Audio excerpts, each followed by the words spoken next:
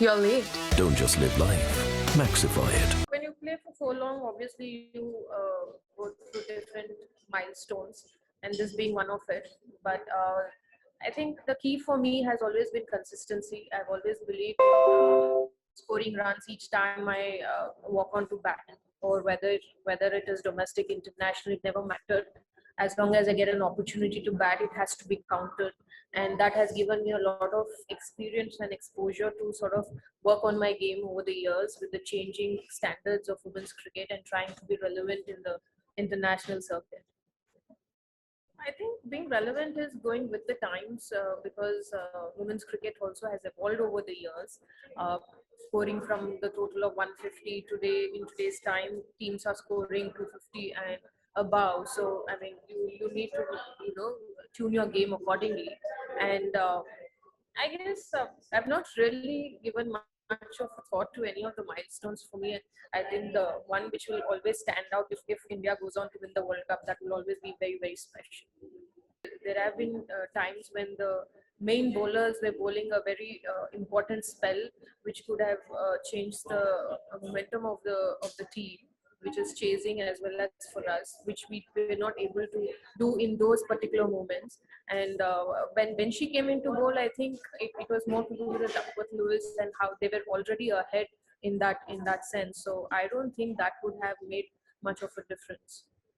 Yes, it all depends. Like, I can't really say like what total. Clearly, yes, our target is we are looking at competing with the best, that is Australian and England side. So clearly, we are looking at 270 plus. But having said that, I mean, this is our third game after a long break, and after a long gap. And we are one of those countries who started cricket quite late, whereas the other teams have already played a couple of series. So we need to have some game time, but at the same time, we are also trying to work on the players so that we build um, a sort of game plan for the future series, and those will become very important in terms of how we are going to plan our campaign for the World Cup and what are the players or what are the things that we're going to work on. So it's going to be a process. Yes, we've already started on it, but I wouldn't say that, okay, it's the first series, we should be aiming at 200, because clearly the girls need some outing out there. What we need to work on is the consistency, and it's not worrisome because if they keep bowling and play more matches, I'm sure they will get back to the sort of rhythm that they had before the pandemic. But yes, clearly when you have batting tracks, when you have tracks which are not assisting the spinners, so they have very little space and they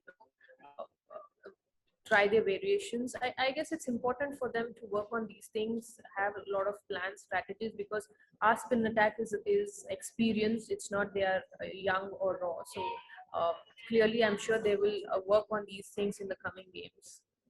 We definitely need to have batters playing the the death overs, because obviously the sort of game that a batter has and can use it to the optimum, the lower or the tailenders may not. So it's important that we have the batters playing the last 10 overs, and a settled batter will always be very, very helpful in those times. But yes, we do have players like Hanuman and Deepti, and it's just a matter of few innings that they will come good in those death overs.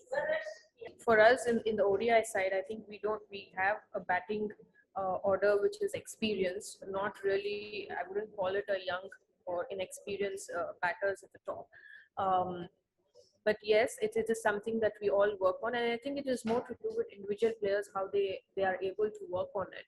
And a lot more depends on when the batters walk in. I mean, if you're losing a wicket in the first over itself, clearly you wouldn't want to look at aiming 6 runs per over. I mean, you need to work on your partnerships, and that might result in a few dot balls or a lower strike rate. But again, there are batters who try to sort of make up to it when they develop a partnership, and that usually is made up in the later part of the innings.